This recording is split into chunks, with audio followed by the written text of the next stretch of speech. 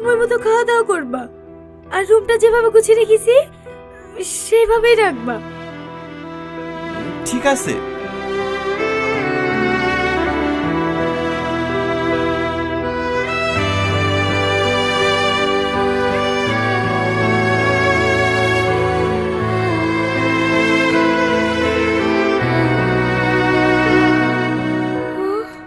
কিছু বললা?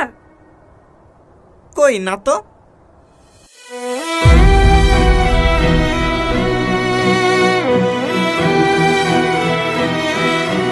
চলো ভাই, আমাদের আবার বাসে লেট হয়ে যাবে।